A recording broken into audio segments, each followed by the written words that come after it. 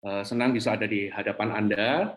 Sebelumnya saya ingin minta maaf kalau 2 minggu atau 2 kali atau meeting 2 kali berturut-turut saya nggak bisa hadir karena memang saya harus ke Surabaya karena seminggu yang lalu kurang lebih hari Kamis 2 minggu yang lalu mendapat kabar kalau orang tua atau mami mertua saya juga terkonfirmasi positif COVID. Setelah kami sekeluarga melewati badai, ya kena COVID, lalu ternyata mami di tempat yang berbeda. Jadi mami kami ada di perbatasan Jawa Tengah, Jawa Timur. Lalu ternyata di sana dia juga terpapar COVID, sehingga karena kondisinya cukup kritis, kalau bukan kritis ya cukup genting, kalau kita nggak lakukan tindakan maka mungkin akan berbeda. Jadi kami memutuskan, saya dengan istri memutuskan untuk pergi ke Surabaya, ketemu dengan mami, lalu kami isolasi mandiri, dan tiap hari kami harus treatment ke rumah sakit di IGD untuk terima treatment selama 7 hari berturut-turut, saudara. Ya di hati memang sempat terasa kayak, aduh kita ini akan terpapar atau ketularan lagi nggak ya? Tapi karena cinta, karena itu adalah anggota keluarga, mami kami sendiri, kami datang, ya kami jaga diri, tapi puji Tuhan hari ini, saudara, saya dengan istri tidak tertular sama sekali, dan per hari Jumat kemarin, mami kami juga sudah negatif. Dari sini kita bisa lihat bahwa ada kuasa di dalam doa, ada kuasa di dalam iman, saudara. Iman itu bisa mengubah keadaan seseorang yang seharusnya orang itu bisa jadi tidak tertolong, tapi karena ada seseorang beriman, karena doa iman dinaikkan, ya terjadi sesuatu yang kebalikannya. Ya, ada orang yang seharusnya meninggal menjadi hidup, menjadi ditolong, menjadi selamat karena iman. Itulah sebabnya kami adakan acara seperti ini, supaya kami sama-sama berdoa di hadapan Tuhan dengan iman, khususnya bagi Anda yang sakit. Saya sendiri beriman di dalam nama Yesus. Seluruh jemaat kami, kalau ada yang terpapar COVID, kami beriman tidak ada kematian dalam nama Yesus.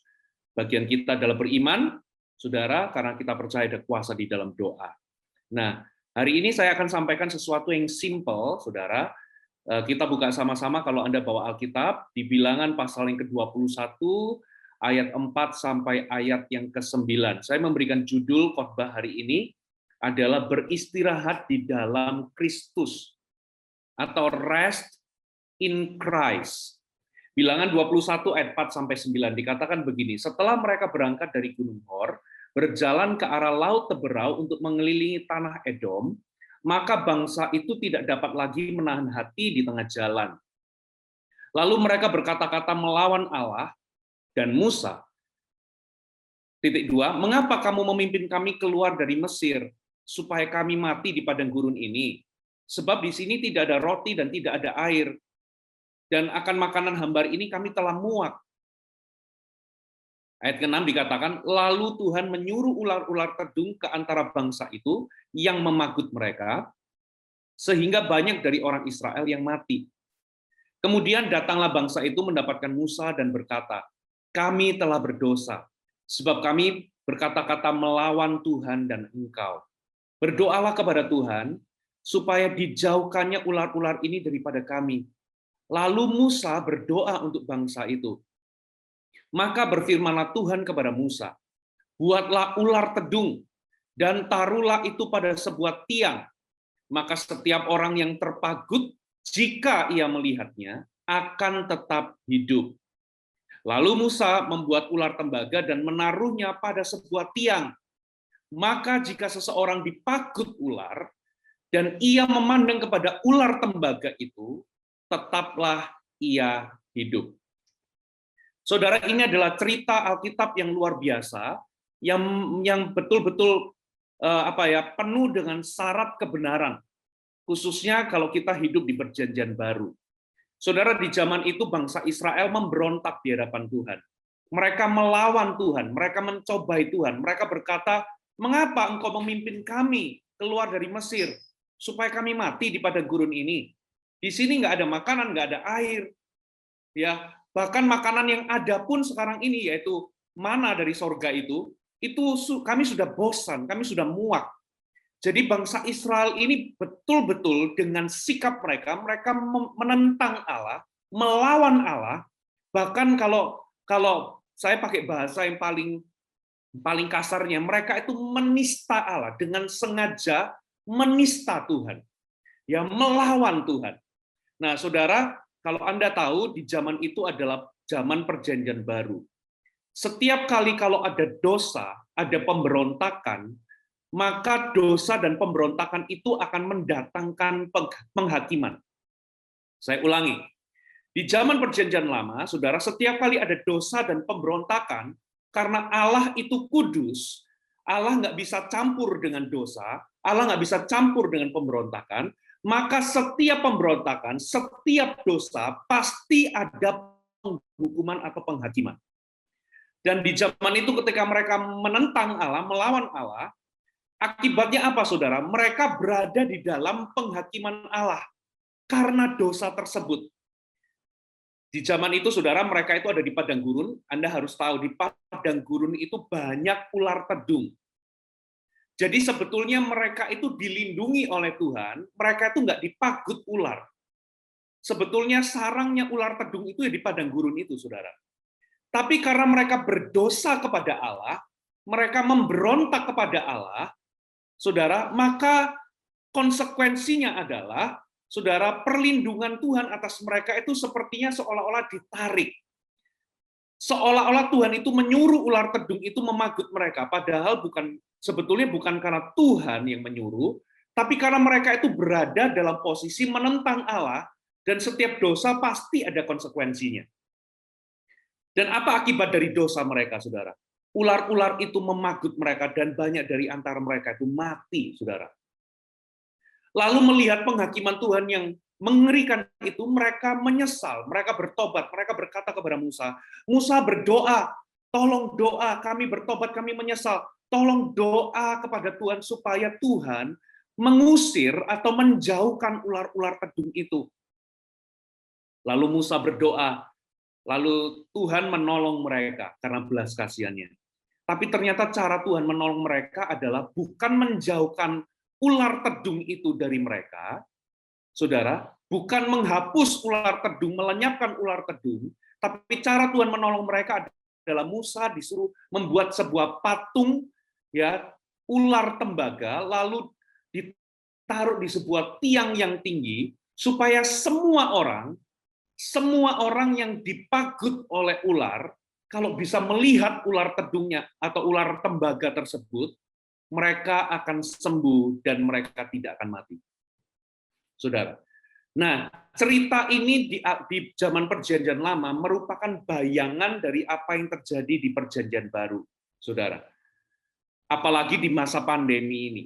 Saudara, berapa banyak dari antara kita atau anak-anak Tuhan, kita berdoa supaya virus ini dilenyapkan dari muka bumi ini. Saudara, saya mempercayai mujizat, tapi saudara, dunia ini sudah rusak karena dosa. Kenapa sih ada virus COVID ini?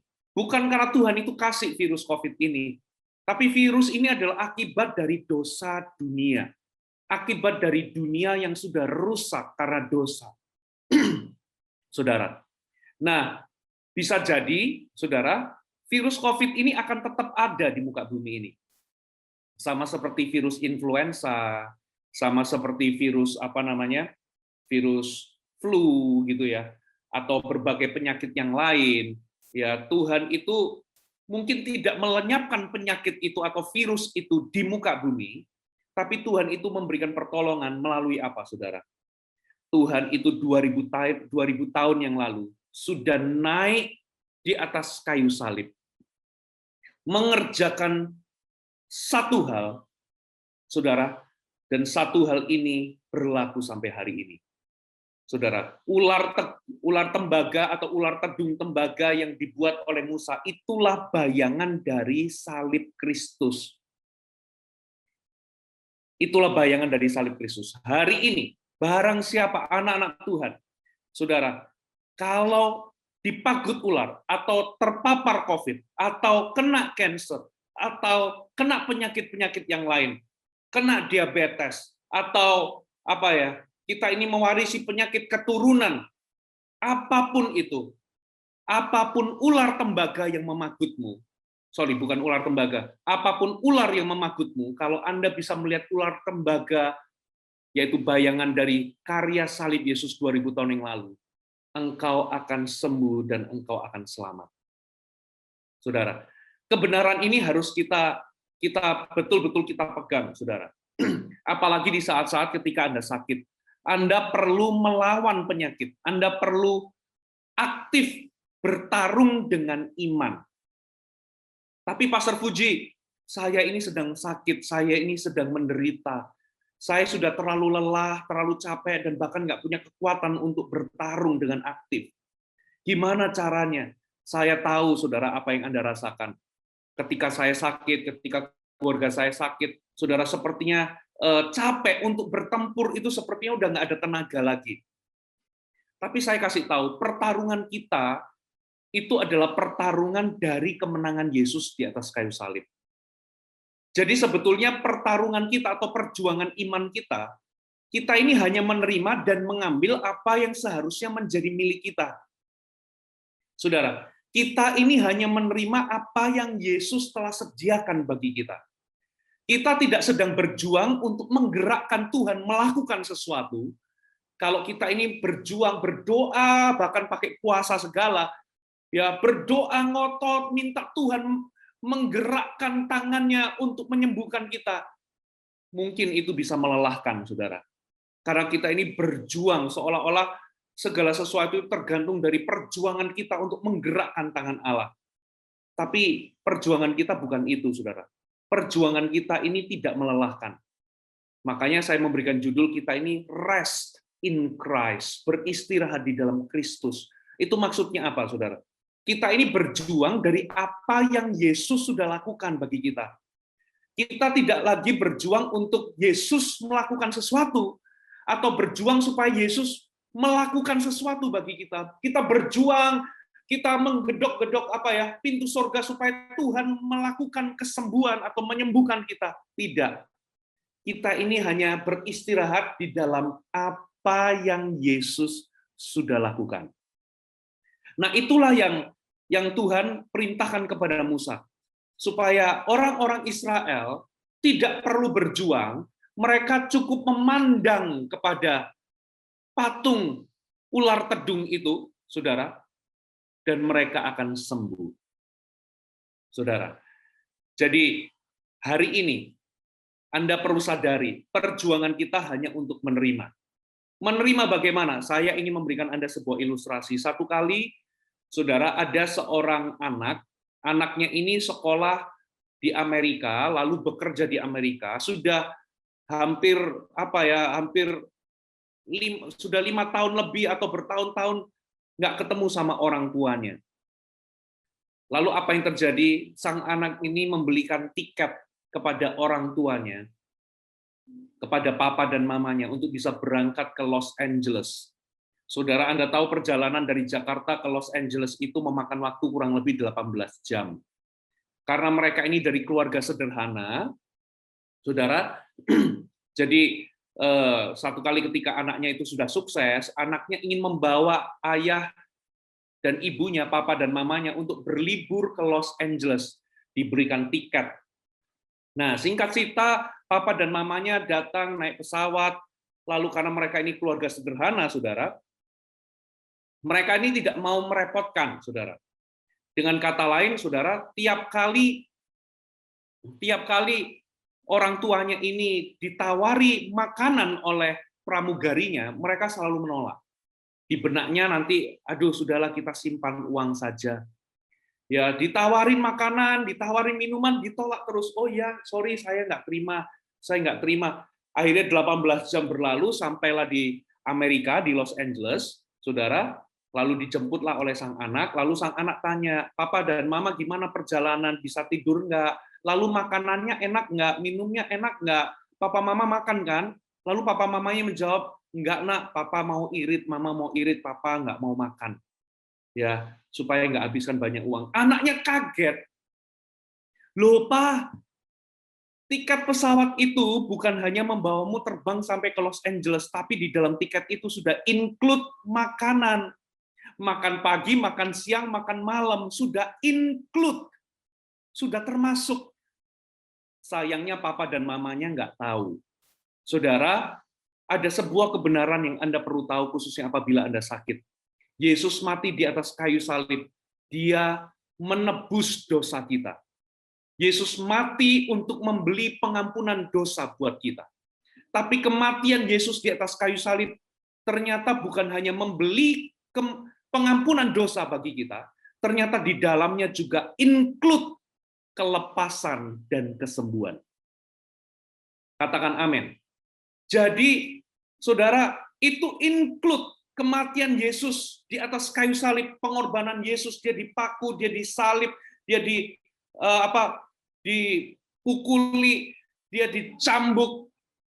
Itu bukan hanya untuk membeli pengampunan dosa bagi kita, bukan hanya memberikan kita hidup yang kekal, tapi firman Allah berkata, sesungguhnya penyakit kitalah yang ditanggungnya. Yesaya 53 berkata, kesengsaraan kitalah yang dipikulnya.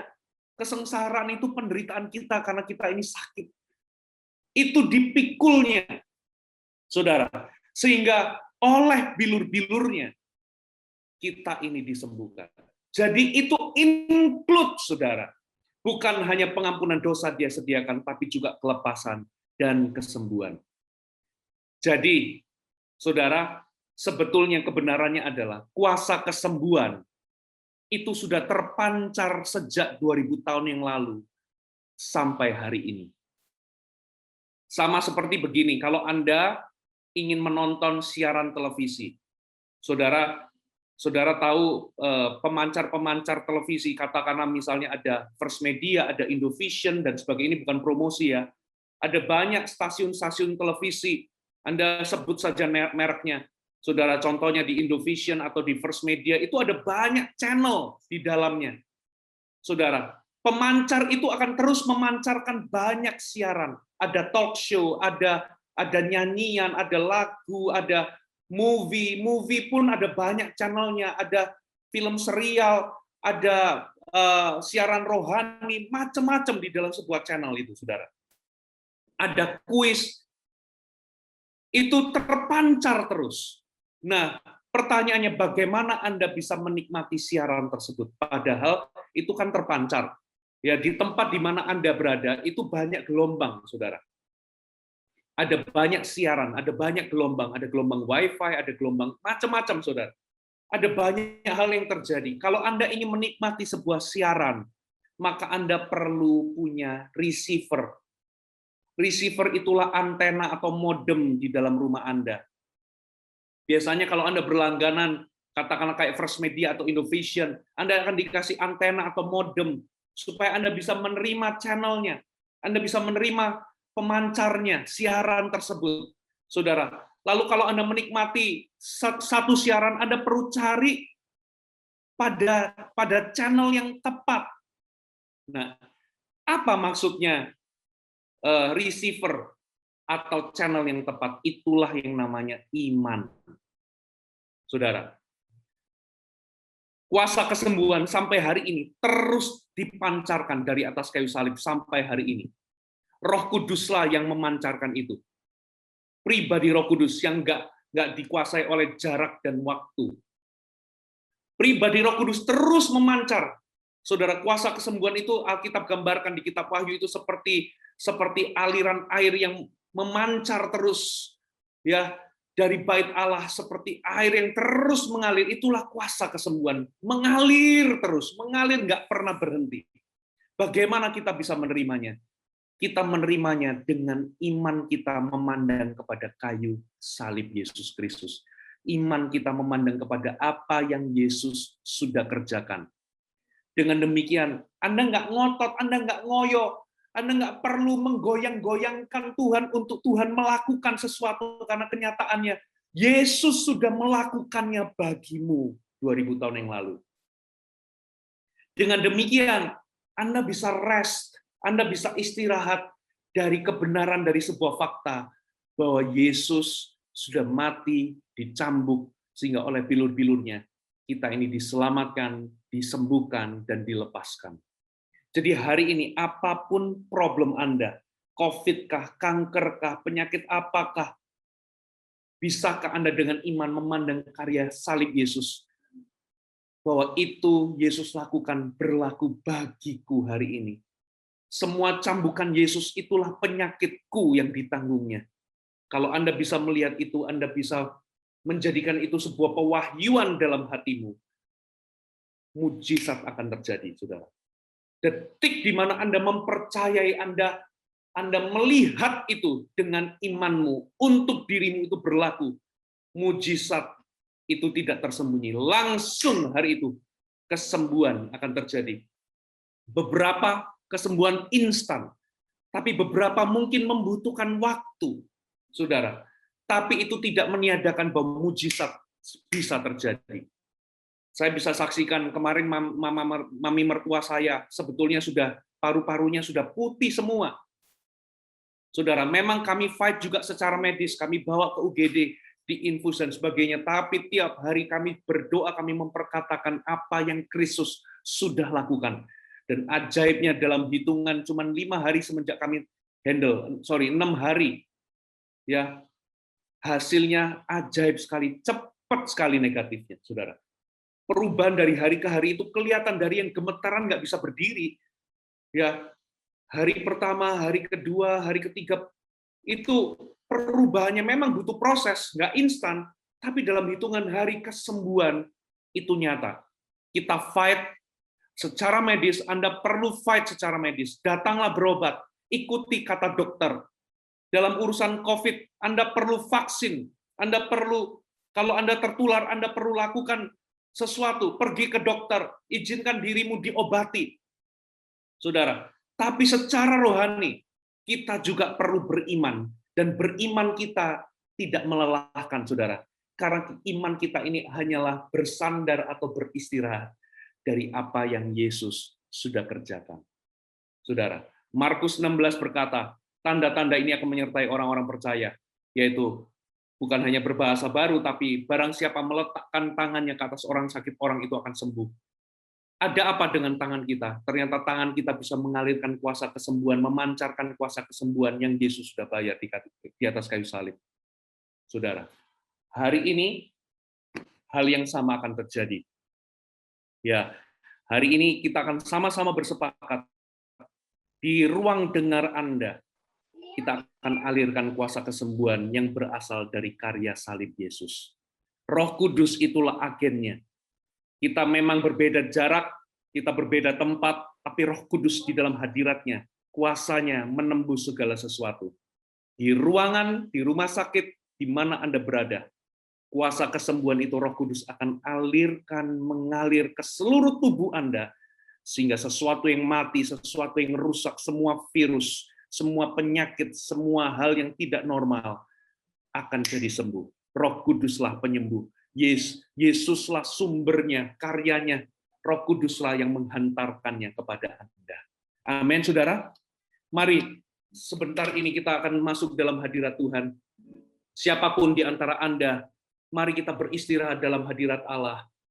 Lihatlah, pandanglah karya salib. Yesus sudah mati bukan hanya menebus dosamu, tapi dia juga menyediakan kelepasan dan kesembuhan bagimu. Just rest, pandang. Anda nggak perlu ngotot menggoyang-goyangkan Tuhan supaya menggerakkan Tuhan untuk melakukan sesuatu. No. Anda perlu istirahat karena Yesus sudah melakukan sesuatu bagimu 2000 tahun yang lalu. Just rest. Beristirahat. Terima saja apa yang Yesus sediakan. Sama seperti orang tua tadi, papa, mama, perjuangan dia sebetulnya hanyalah dia itu menerima apa yang ditawarkan oleh pramugari, karena itu sudah haknya sebetulnya. Anaknya sudah melunasi semuanya. Dia sebetulnya nggak perlu menolak, dia hanya menerima saja makanan dan minuman yang ditawarkan. Hari ini kesembuhan Tuhan sudah sediakan. Amin. Saya akan berdoa, kita akan menyembah sejenak, dan ketika saya menyembah, Roh Kudus akan mengalir di tempat di mana Anda berada. Kesembuhan akan terjadi. Thank you, Jesus.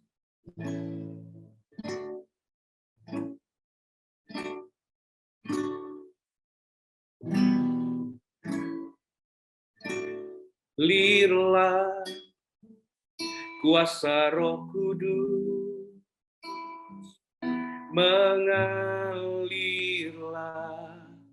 di tempat ini, mengalirlah, oh Roh Kudus, sembuhkanku, mengalirlah kuasa Roh Kudus, mengalirlah di tempat ini, mengalirlah, oh Roh Kudus, pulihkanku. Mari angkat tanganmu. Mengalirlah kuasa Roh Kudus, mengalirlah di tempat ini, mengalir, oh Roh Kudus, sembuhkanku, mengalirlah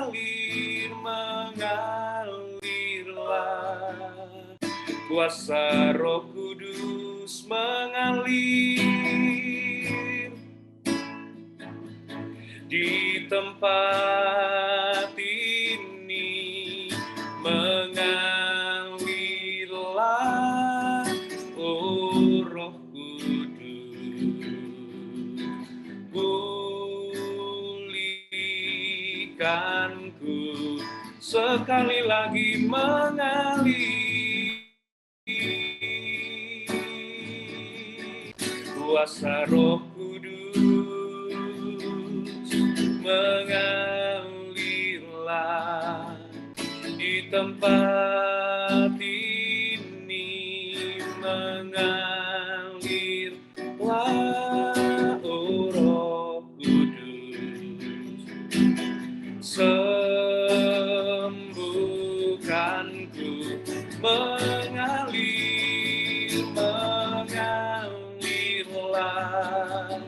kuasa Roh Kudus, mengalir di tempat ini, mengalirlah, oh Roh Kudus, sembuhkanku. Mari semua arahkan tangan di layar. Terima kasih Tuhan, mengalir hari ini. Aku lepaskan kuasa kesembuhan. Flow now in Jesus' name. Mengalir dari ujung kepala sampai ujung kaki. Mengalir kuasa Roh Kudus, aku lepaskan dalam nama Yesus. Terimalah, receive in Jesus' name. Terima dalam nama Yesus Kristus. Semua paru-paru bersih, sembuh dalam nama Yesus. Semua virus lenyap in Jesus' name. Setiap kelemahan tubuh lenyap dalam nama Yesus. Jadilah kuat, jadilah sembuh. Terimalah kesembuhan dalam nama Yesus. Diabetes dilenyapkan dalam nama Yesus. Dalam nama Yesus, penyakit jantung, pembuluh darah yang tersumbat hari ini, semuanya terbuka dalam nama Yesus Kristus. Semua organ-organ tubuh yang tidak berfungsi dengan baik, ginjal, paru-paru, apapun itu di dalam nama Yesus, usus, demi nama Yesus, mata, penglihatan, hidung, dalam nama Yesus semuanya jadi utuh kembali. Kuasa Roh Kudus mengalir dalam nama Yesus. Kesembuhan terjadi. Lihatlah dan pandanglah karya salib Yesus. Dia dicambuk untuk setiap nama penyakit yang Anda derita. Dia menerima semuanya di atas kayu salib. Sekarang terjadilah pertukaran. Yesus yang sehat menjadi sakit. Sekarang yang sakit dimanapun Anda berada. Oleh bilur-bilurnya, aku nyatakan jadilah sembuh. Terjadilah pertukaran dalam nama Yesus Kristus. Receive. Setiap sel-sel yang tidak ditanam oleh Allah, sel kanker, sel tumor, apapun itu di dalam nama Yesus, miom, polip apapun itu lenyap sekarang juga dalam nama Yesus. Setiap gumpalan-gumpalan yang tidak berasal daripada Allah, aku cabut semuanya dalam nama Yesus. Get out, pergi dalam nama Yesus. Terimalah kesembuhan, mengalir kesembuhan, receive now in Jesus name. Receive dalam nama Yesus. Terimalah kesembuhan apapun yang engkau hari ini harapkan. Lihatlah di atas kayu salib, Tuhan sudah sediakan. Tidak perlu hari ini aku menyebutnya, Anda bisa menjamahnya, Anda bisa menerimanya. Tuhan tidak memberikannya lotre. Firman Tuhan katakan, setiap orang yang memandang kepada patung ular tembaganya Musa, siapapun orangnya, akan hidup dan akan selamat dan akan sembuh.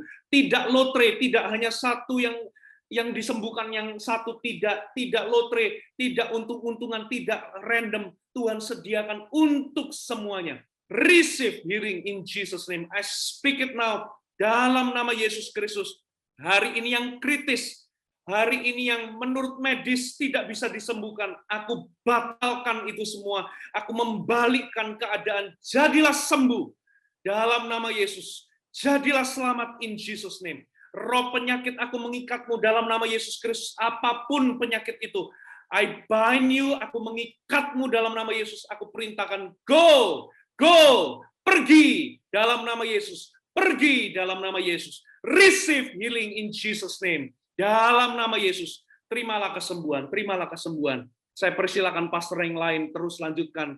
Aliran kesembuhan, aliran kesembuhan, terus doakan dalam nama Yesus.